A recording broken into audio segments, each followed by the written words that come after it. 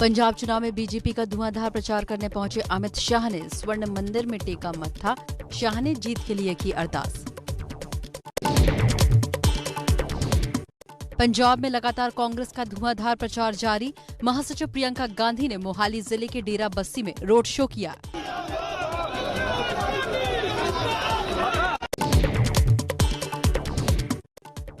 गृह मंत्री अमित शाह की लुधियाना में रैली। कहा, पंजाब की सुरक्षा करनी है, कॉमेडी फिल्म नहीं चलानी।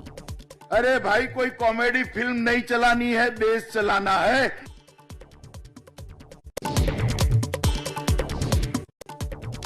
पंजाब के कोटकपुरा में प्रियंका गांधी ने की रैली। कहा, बीजेपी और आरएसएस की नीतियों से आपका भला नहीं होगा। कांग्रेस की सरकार ही यहाँ के लोगों का भला कर सकती है।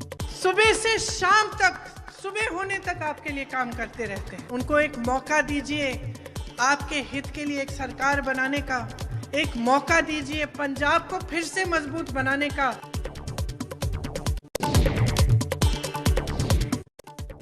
आम आदमी पार्टी के संयोजक और दिल्ली के सीएम अरविंद केजरीवाल ने अमृतसर में कहा, इस बार पंजाब में हार रही है कांग्रेस, चन्नी भी नहीं जीत रहे। चन्नी साहब दोनों सीटों से हार रहे हैं और बुरी तरह से हार रहे हैं।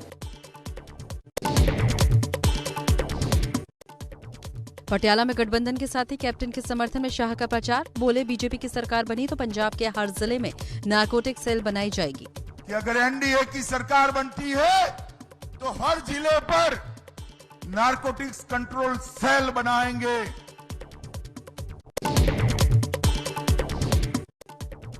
कांग्रेस सांसद और कैप्टन की पत्नी परनीत कौर ने अपने पति के लिए पटियाला में किया प्रचार। कैप्टन के लिए मांगे वोट। संगरूर की धुरी विधानसभा में प्रियंका गांधी ने खेतों की सैर की। किसानों के घर पर खाना खाया। अकाली नेता विक्रम मजीठिया का नवजोत सिद्धू पर हमला। कहा, मैं उनको कभी गंभीरता से नहीं लेता हूं।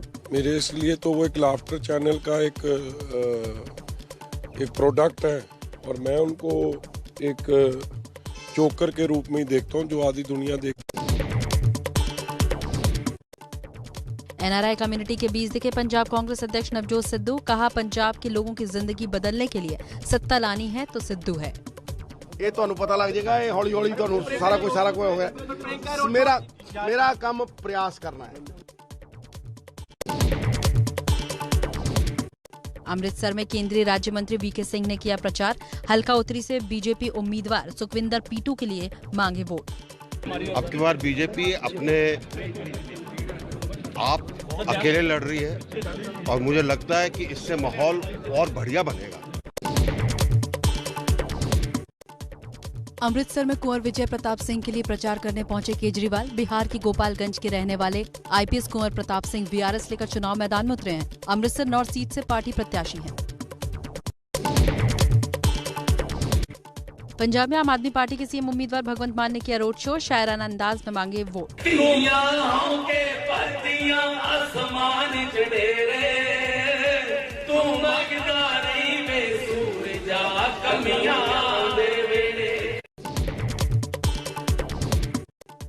पूर्व रेसलर खली ने लुधियाना में निकाला रोड शो। बीजेपी उम्मीदवार के लिए किया प्रचार। आज जो वेलकम करा है भारतीय जनता पार्टी ने और लुधियाना के लोगों ने, पंजाब के लोगों ने, मैं चाहूंगा कि आप लोग सब लोग सपोर्ट करिए बीजेपी को। यूपी में दूसरे चरण का मतदान कल। 9 जिले की 55 सीटों पर होगी वोटिंग। 2017 में इन 55 सीटों में 38 पर मिली थी बीजेपी को जीत। यूपी के एटा में सीएम योगी की हुंकार। कानून व्यवस्था को लेकर पहले की सरकारों पर बोला हमला। क्या इससे पहले कभी माफियाओं के ऊपर बुलडोजर चल पाता था? ये बुलडोजर चलना चाहिए ना? कौन चलाएगा?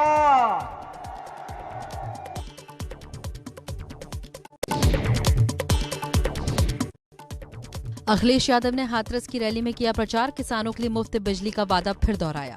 हम अपने गरीब और किसानों के लिए और आम लोगों के लिए अगर 30,000 करोड़ भी खर्च करना पड़ेगा तो बजट से खर्च कर करके अपने लोगों की मदद करने का काम करेंगे।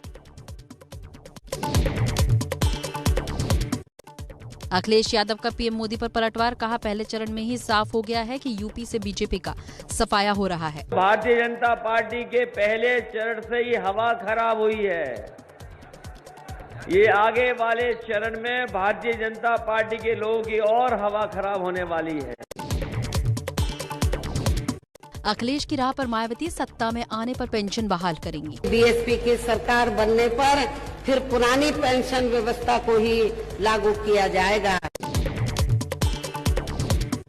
गोवा के बाद यूपी में भी जोर लगाएगी शिवसेना, आदित्य ठाकरे और संजय राउत प्रचार के लिए जाएंगे। यूपी के फतेहपुर में एसपी कार्यकर्ताओं का हंगामा, पुलिस पर बीजेपी के इशारे पर काम करने का लगाया आरोप, पुलिस ने कोविड नियमों के उल्लंघन का केस दर्ज किया।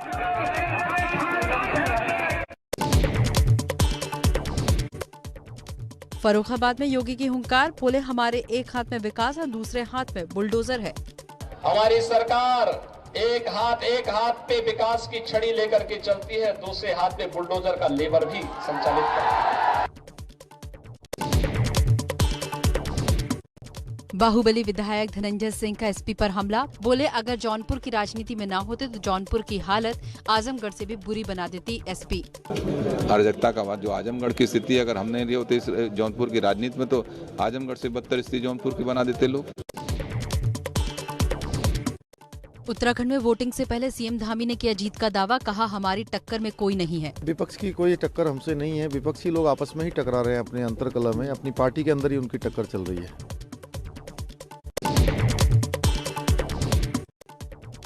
अमित शाह के बयान पर हरीश रावत का पलटवार, बोले मैं जो भी हूं उत्तराखंड का हूं। शाह के शब्दों से बीजेपी की सोच पता चलती है।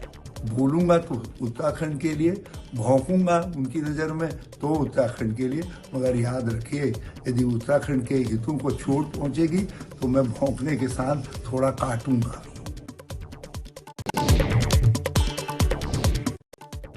रक्षा मंत्री राजनाथ सिंह का रामनगर में प्रचार, सर्जिकल स्ट्राइक का जिक्र करते हुए कहा मोदी सरकार ने आतंकियों को इधर भी मारा उधर भी। भारत की तरफ यदि कोई बुरी नजर उठाकर देखने की कोशिश करेगा तो भारत इस पार भी मार सकता है और जरूरत पड़ी तो उस पार भी जाकर मार सकता है।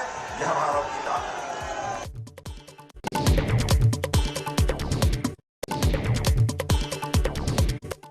एबीजी शिपयार्ड घोटाले को लेकर कांग्रेस का बीजेपी पर बड़ा आरोप, कहा सरकार की लूटो और भागो नीति का एक नमूना है। और लूटो और भागो, बैंक का पैसा लूटो, आपका पैसा लूटो और भागो, ये मोदी सरकार की बैंक के फ्रॉडस्टर्स के लिए फ्लैगशिप स्कीम है।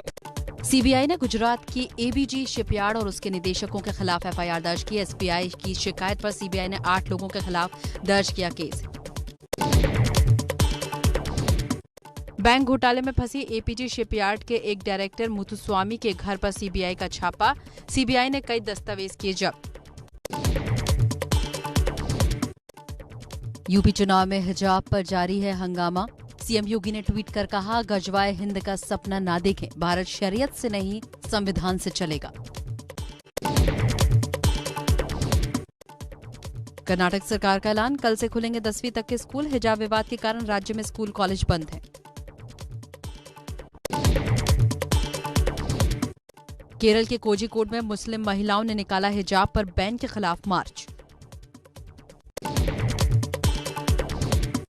हिजाब विवाद पर असदुद्दीन ओवैसी का ट्वीट, हैदराबाद की जनसभा का वीडियो ट्वीट कर कहा एक दिन एक हिजाब पहनने वाली प्रधानमंत्री बनेगी। एसडीएम भी बनेंगे, बिजनेसमैन भी बनेंगे और एक दिन याद रखना तुम कांड की जनता, शायद मैं जिंदा नहीं रहूंगा, तुम देखना एक दिन इस देश की प्रधानमंत्री एक बच्ची हिजाब पहन के प्रधानमंत्री बनेगी।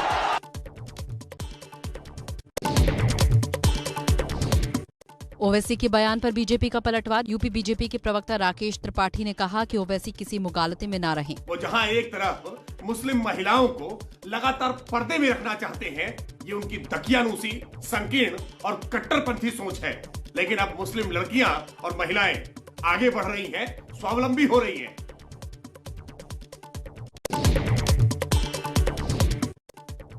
असम के सीएम हेमंत बिस्वा शर्मा के राहुल गांधी पर दिया आपत्तिजनक बयान पर बिफरी प्रियंका, कहा मेरी मां को घसीटने की क्या जरूरत थी। पूरा जीवन उन्होंने अपने पति के देश में को अपनाया, देश के लिए सेवा की। मतलब उनको जलील करने की क्या जरूरत थी। देश में कोरोना से जंग के मोर्चे पर अच्छी खबर। पिछले 24 घंटे में 45,000 से कम नए केस, 684 मरीजों की गई जान।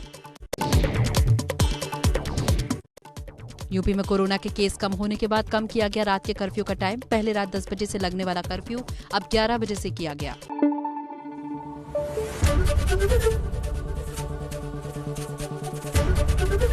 ABP न्यूज आपको रखे आगे।